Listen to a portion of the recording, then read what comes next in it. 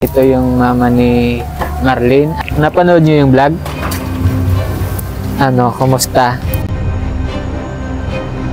Sa pagkakaalam mo, nanay, may boyfriend na ba si...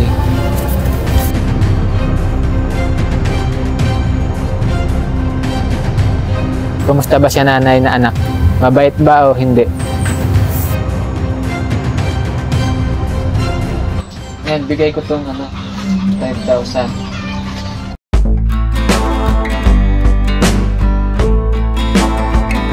Magandang araw sa inyo mga kaibigan. Nandito tayo ngayon sa bahay ni na Marilyn. Binalikan natin siya dahil marami ang nag-request na gawa natin siya ng part 2. Kaya bumalik kami dito mga kaibigan. Ito yung bahay nila. Yari sa kawayan. Maganda yung pagkakagawa kasi yung tatay ni Marlene ay karpentero. Kaya napakaganda nung pagkakalapat nung kawayan.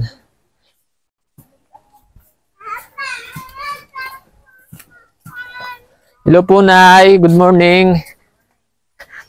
Asan po si Marlene? Sa sapa ng suso. Sa sapa? Ay, doon. Ayun mga kaibigan, wala pala dito si Marlene. Nandito ay yung nanay niya. Nagsisibak ng panggatong. Puntahan natin si Marlene doon sa sapa daw. Gawa ng, nangunguha daw ng suso. Pang-ulam yun ay. Gagawin pang-ulam. O sige, puntahan natin doon mga kaibigan si Marlene.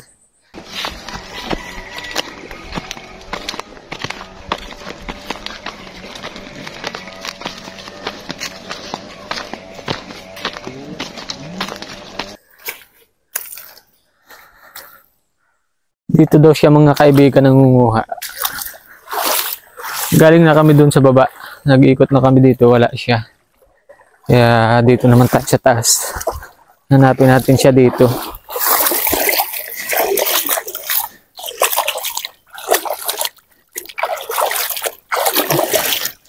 Dahil putik daan ng kalabaw.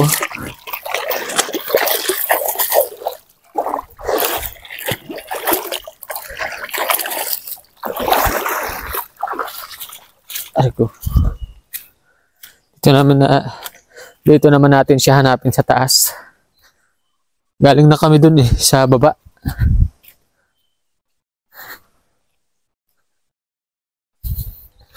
Wala na naman daw siyang kasama mga kaibigan. Nangunguha ng suso.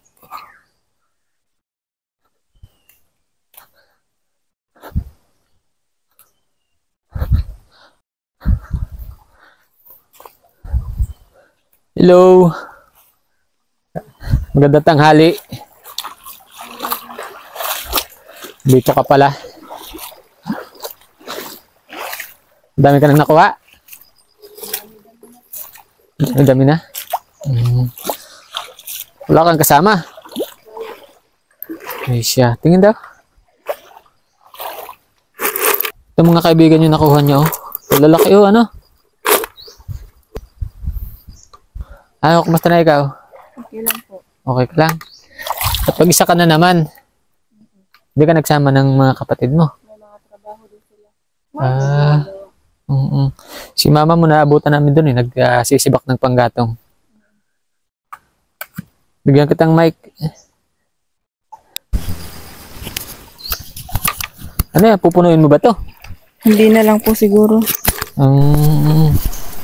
Kanina ka pa ba? Oo. Ayun mga kaibigan, Kunti pa lang din yung nakuha niya. Pero pwede itong iulam. Masarap itong gataan. Tapos lahokan ng gabi, Anong luto ninyo dito? Yung ginataan po.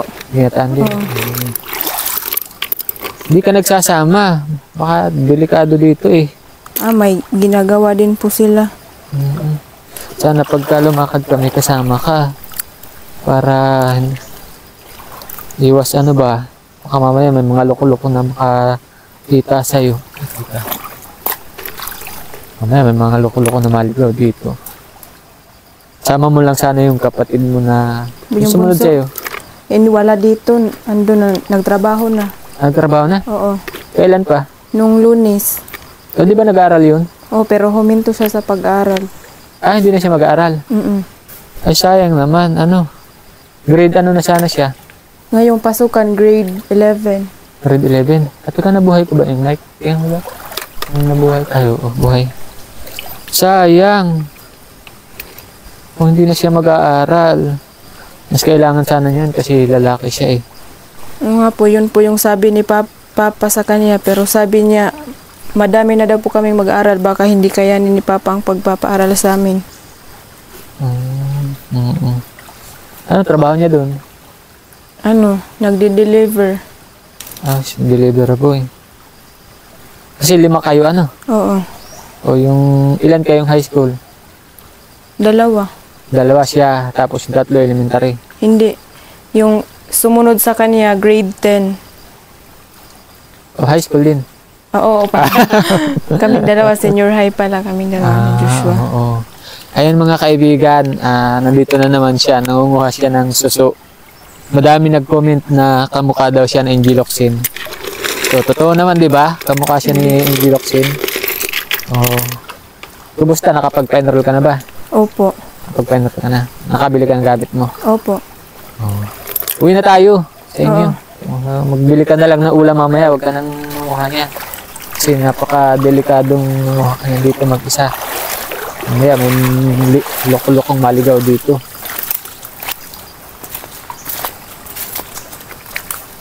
Tanghali na pati mga kaibigan. Alas 11:30 na. Kain na din ang tanghalian.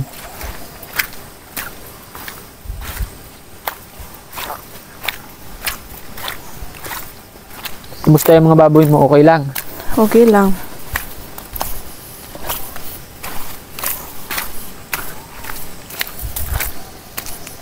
Nagbalik kami gawa ng may pinadala sa'yo.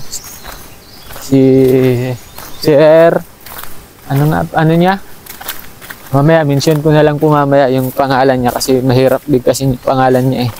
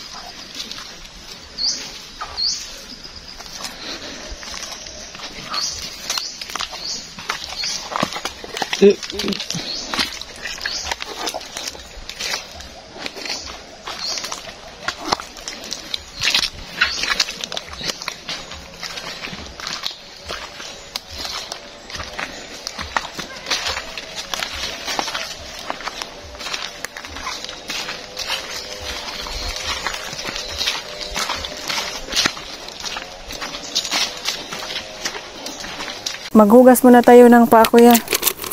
Oh, sige. Ang putik dun eh. Sila mama ang gumawa nito. Ginawa namin tong labahan nung hindi pa umuulan. Ano, tag-init. Oh, Dami lamok dun sa ilog. Hindi ka nilalamok dun. nilalamok. Dami. Ay, maganda itong gawing kuspan.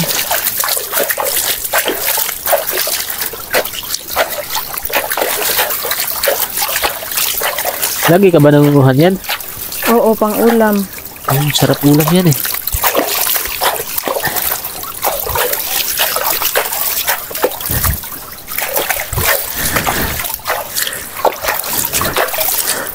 Kumusta si mama at papa mo?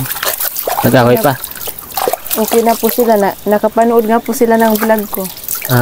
Ano sabi nila? Umiyak po sila habang nanonood yun. Silang 2 po. Oh. Bakit? Hindi mo naman siguro sinasabi sa kanila eh na huwag mag-away. Sinasabi ko po sa kanila. Hindi ka naman napagalitan. Hindi. Ano sabi nila? Okay lang. Hindi lang po sila nagsalita. Kasi talaga mga kaibigan, alam mo. Pero hindi naman nagalit sa atin. Hindi.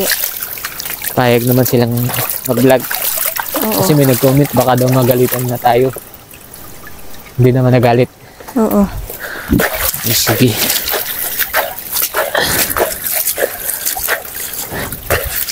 Interviewin ko sila mamaya, kausapin ko. Kumusta ba ang mga grades mo sa school? Okay lang po. Yung, nung grade 11 po ako 90 above po yung grades ko. Okay. May honor ka. Oo. Ayos, sige. Pag-usapan natin yan mamaya mo. Ni mama mo. Tara.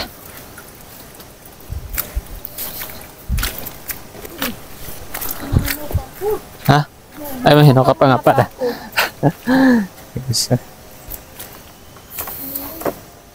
Mahino pa nga pala si Inday. Sorry naman.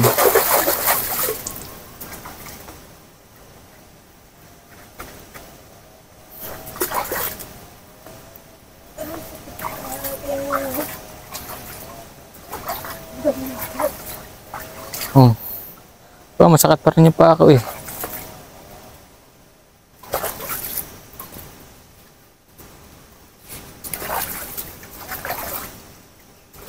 Sayang naman si kapatid mo kung di na mag-aaral.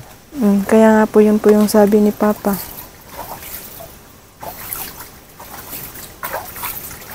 Libre sana naman ang ba wala namang babayaran sa mga school? Yung Wala. gamit lang, baon. Tapos yung po, yung mga project. Mga project. Oo, ngayon kasi ang daming project ng school ay ano? Oo.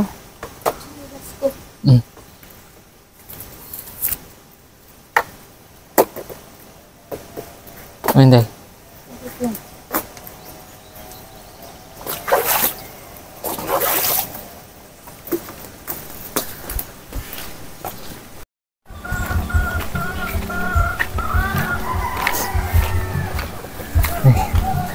Sana si mama mo?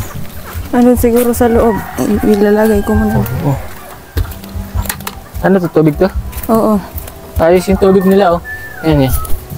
Ganun lang pala paggagawa ng gripo. Ayan. O, di ba?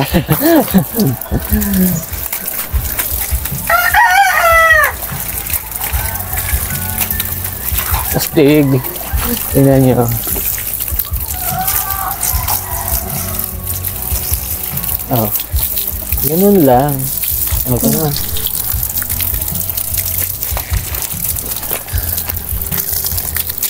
Tulog yung mga baboy niya. Ayan o. Hala, ang cute. Ito po mga kaibigan yung mama ni Marlene. Hello, Nay. Magandang tanghali po. Ayan mga kaibigan, ito yung mama ni Marlene. Ano nga po pangalan mo, Nay? Jelen. Jelin. Sa totoo lang mga kaibigan, nahiya talaga si nanay na humarap sa camera. Pero huwag ka mahiya, Nay, kasi sabi ng mga viewers, kamukha daw ni Angel Locsin yung anak mo, si Marlene. Ngayon, titingnan lang namin kung kaninong kamukha. Kanino bang kamukha si si Marlene? Si Papa. Sa Papa. Aminado naman pala si nanay kay Papa daw niya. Pero ang totoo mga kaibigan, same parehas may kamukha sila. Hindi lang kay Papa niya. Kumusta po? Napanood niyo yung vlog? Kumusta? Naiyak po silang dalawa. Naiyak? Habang nanonood. Sayain mo lang kasi di marunong ate. Yun lang, si na lang mag-translate. Oh. Ba't naiyak sila? Siguro po kasi may katotohanan. May katotohanan. Ngayon mo lang ba nalaman na dinidibdib niya yung ano ba yung madalas niyong pinag-aawayan po ni mister niyo? Kanika lisod, kapiki, puno sa utang. Naming mga bata. Hindi man siya mangita og trabaho usahay. Usahay po makapangita piso. Pagkapangita siya pangortahan pero kuwang lang. Yung mahirap ang buhay, tsaka madaming utang, tapos si kuya, yung trabaho. Kasi ang trabaho dito ni kuya, Dili permanente usahay, makapamanday siya, tagduha lang kaadlaw, mamagol. Yung karpentero po yung asawa ni ate, ano. Dito po kasi ang hirap talaga ng trabaho, ano. Tapos, anong gusto mo mangyari? Maghanap si kuya ng trabaho sa ibang lugar or dito lang din? Din lang. Mangita siya trabaho, bro. Gusto niya ko di po may manugot kay layo man po mingaw. Gusto niya na umalis din, ibang lugar magtrabaho. Oo. So, okay na din yun na nandito siya kahit paano naman makakaraos yan. 5 po yung pinag-aaral ninyo, ano? Oo. Ayan, yun yung nagiging problema ninyo. Sabi po ni Marlene, yung isang anak nyo, hindi na mapasok ngayong pasukan. Hindi na, nabaho na siya. Magtatrabaho na lang. Kasi malaking gastusin din po yung ano. Sabi nga ni Marlene kanina mga kaibigan, yung mga project. Kasi ngayon, mga estudyante, bugbog sa project, ano. Libre naman sana yung pag-eskwela, kaya nga lang yung sa mga project, mga kaibigan, doon nahihirapan din yung mga magulang, ano. Kung kaisla as project nila, sila 5. Kanya kada project nila, kwarta man yun. Kamusta po ba si Marlene sa school? Mayo naman siya makuan. Mayo mo siya, dagko mo siya grado. Usahay, mangita na siya, pangortahan niya, makapakuan siya siyang project. Nag-working student, nag-tutor. Nag-tutor ka? Oo. Ay, nag-extra din pala siya sa pag-tutor, mga kaibigan, si Marlene. Pero, ngayon may tinututoran ka, wala? Okay, oo. May honor po ba siya? Bakit hindi siya na sinubukan yung scholar? Scholar. Di pa ba siguro siya pwede ka ng grade 12? College lang. College lang. Pwede man apply pag graduate. Ng scholar. Oo. Ayun mga kaibigan. Yung bang card ni Marlene, nandito ba ngayon? O wala? Nandun pa. Sa school? Oo. Okay. Sige.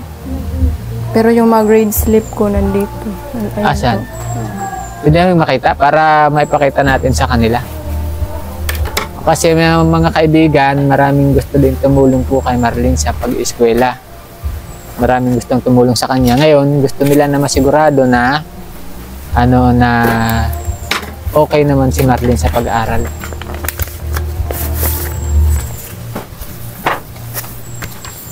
Okay, mga kaibigan. Oo. Isa lang ang niya, pinakamababa 86. 86, ayan 86 lang yung pinakamababa. Ayan. Takpan mo mamaya yung yung school niya, Tataas yung kanyang mga grades, mga kaibigan. Sa pagkakaalam mo, nanay, may boyfriend na ba si... Kani ato may uyab na siya. Karon wa naman ko kuwag. Uyab ko sumbong na sa sakog na siya uyab. Okay, meron, pero daw ngayon? Dati meron. Pero ngayon wala na kasi. Pag may boyfriend daw siya, nagsasabi daw siya kay Baka naman nililihim na niya. Wala po kasi nga po yung gusto ko hindi pwede. Ganon. May gusto daw siya pero hindi daw pwede. Bakit hindi pwede? Kasi sabi po ni Papa, magkadugo lang po kami. Magkamag-anak. Oo. Yun lang, tsaka payo ko sa'yo, magtapos ka na lang muna ng pag-aaral. Ang pag-boyfriend, madali lang. Tapos kapag may boyfriend ka, mas madali kang matukso hanggang sa humantong na hindi ka makatapos pag-aaral. Kaya payo ko sa'yo, mag-focus ka na lang muna sa pag-aaral mo hanggang sa makapagtapos ka. Problema yung financial, Ngayon, may nagpadala sa akin ng 5,000 pesos para sa pang-school mo. Ang nagpadala si Sir Estrace Watin. Pinadalhan kanya ng 5,000 para daw sa pag-aaral mo. Pagkatapos, ang sabi niya, handa daw siyang tumulong sa pag-aaral mo. Basta, sisiguraduhin mo na sa pag-eskwela lang ang focus mo. Hindi ko alam kung ano yung magiging setup niya ng pagtulong sa'yo.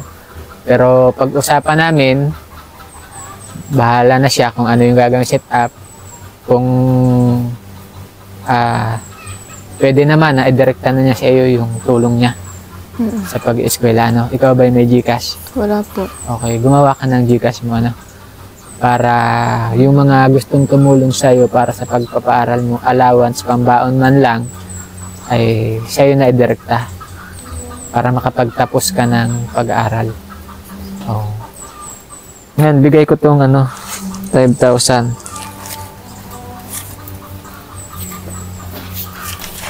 Ito. 1, 2, 3, 4, 5. Oh. Bilangin mo. Kay nanay na lang. Maraming salamat po. Oo. Galing yan kay Sir Estrasiwatin. Bilangin mo, baka kinupitan ko ng 1,000. Sakto naman? Oo. Nakabili ka na ba ng Oo. Oo, okay. Di allowance mo na lang yan sa pag-eskwela mo. Tagal-tagal mo na allowance yan. Magkano ba ang baon mo sa isang araw? No, dati po, mga nasa 15 isang araw. 15? 15? Ano mabibili ng Usay 15? Gis lang po. Minsan, Jis? Sila man 5. Akong puto, tag 5. Nung panahon ko pa yun, naman sila. Iba, Snack na lang ng Gis. Minsan, pag sobrang hirap talaga, wala na pong snack. Okay lang yun. Pero yung pamasahe nila, Magbakta sila. lakad. Pero nyo yun mga kaibigan, lakad. Okay yan. Kaunting tiyaga lang. Talaga namang mahirap ang buhay kahit saan. Oo. Makakaraos din tayo, ano? Ayan. Maraming salamat po, Sir Estrasiwatin, sa pinadala mo dito kay Marlene. Oo. Ikaw, ano gusto mo sabihin sa kanya? Anong pangalan? Estrasiwatin. Hi po, Sir Estrasiwatin. Thank you po sa pinadala mong pera sa akin. Sobrang laking tulong po to sa pag-aral ko po. Maraming salamat po. Ayan. Nakwento nyo na gusto mong punta ng Maynila. Oo. Sino ang pupuntahan mo doon? Hindi ko po yun kilala. Pinakilala lang po sa akin yun ng kaibigan ko po. Kasi nagtrabaho siya sa Manila. Tapos sabi niya po, may gusto daw pong magpaaral. Tapos chinat ko po siya. Sabi ko nga sa kaibigan ko na, sabihin mo sa kanya na ako na lang. Kasi ang bala ko po sana noon magtrabaho ako kasi nakita ko naman na sobrang nahihirapan na sila mama at papa. Kaso nung tinawagan ko siya, sabi niya, ano ba talaga iha, gusto mong mag-aral or magtrabaho? Sabi ko po, magtatrabaho po sana. Tapos sabi niya, gusto mong mag-aral, papaaralin kita, kaso hindi na kita bibigyan ng sweldo kasi ako na magbabayad lahat sa'yo, pati sa uniform mo. Tapos yun po, umuupo ako, tapos nagsinungaling nga po ako rin kay papa at mama kasi gusto ko po talagang makapagtapos ng aral. Kung sabihin ko naman na sa Maynila lang, alam ko naman hindi papayag si papa, kaya umuupo ako. Pinaghandaan ko na po yung mga damit ko dito bago ko po sabihin sa kanila. Tapos habang nagtutupi po ako ng mga damit ko, umiiyak po ako. Sabi ko, pag ando na ako, hindi ko na maririnig ang boses ni mama umaga. Tapos hindi ko na maririnig yung mga galit ni papa sa akin habang nagpapaalam ako na gagala muna. Tapos yun na po, sinabi ko na po sa kanila, dumating na po yung araw na si papa nakipag-usap kay ma'am, teacher po kasi yun. Teacher daw po siya. Tapos okay po sana yung unang pag-usap nila, kaya lang po tinanong ni papa kung tagasan po kayo ma'am. Tapos nung sagot po ni ma'am, taga Laguna daw po siya. Tapos si mama at si papa nagtinginan na po nun. Tapos sabi ni mama, Laguna, ang layo nun. Tapos sabi ni papa nga, ma'am, hindi po ako papayag kasi ayoko pong malayo yung anak ko. Sinabi ko pa nga nun kang papa, halos maiyak na po ako nun kasi sabi ko, pa, sige na po, payagan nyo na po ako, mag-aral lang naman po ako doon. Tapos sabi ni papa, hindi mo ba kami namimiss? Doon ako sobrang naiyak talaga. Ibig sabihin mga kaibigan, nagsinungaling pa siya. Nasabi niya sa Ormoc lang, pero sa Laguna talaga sana siya pupunta. At saka, ang dahilan mo, kaya gusto mong umalis dito, para payagan ka din na Oo. makagala ka. Oo. Okay, pero okay din yung desisyon ni mama at papa mo na hindi ka payagan kasi hindi mo alam yung pupuntahan mo. Hindi mo yun kilala, di ba? Tsaka isa pa, kung hindi ka man pinapayagan ni papa at mama mo na gumala, para rin yun sa'yo. Isipin mo na kapakanan mo yun, yung iniisip nila para sa'yo. Kaya basta ang payo ko sa'yo, mag-aral kang mabuti. Huwag ka muna mag-boyfriend. Tapusin mo muna yung pag-aaral mo kasi may mga tao naman natutulong sa'yo. Basta Opo. i-priority mo yung pag-aaral mo. Tsaka, kumusta ba siya nanay na anak? Mabait ba o hindi? Usahay mabait, usahay maldita. Yun lang, Okay. Yun mga kaibigan, narinig nyo naman, mabait daw, tapos maldita. Basta yun na lang, hanggang dito na lang muna yung information na itatawid po namin sa inyo mga kaibigan.